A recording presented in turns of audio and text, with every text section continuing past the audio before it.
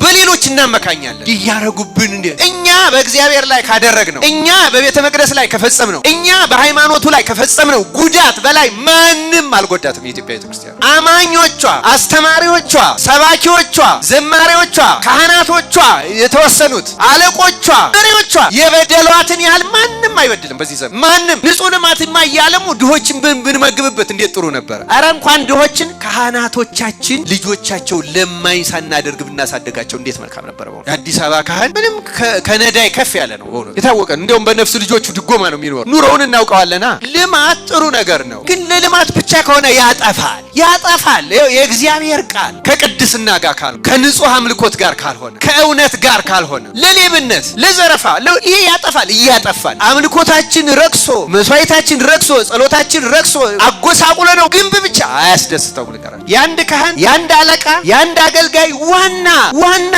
ኃላፊነት ነፍስ ማዳን ነው። ክርስቲያኑ አሁን የምናደላው ለወርቋ ነው። እውነት ለመናገር ለወርቋ፣ ለልማቷ፣ ለመስባዋ፣ ለአስራቷ፣ ለበኩራቷ፣ ለነፍስ ድነት፣ ለእውነተኛ አምልኮት ምንም ቦታ የለም። እውነት ነው ይሄ። ለዚያ ነው እየተቀጣን ያለነው፣ ለዚያ ነው እየተሳደርን ያለነው። ምክንያቱም እግዚአብሔር ተጸየፈን።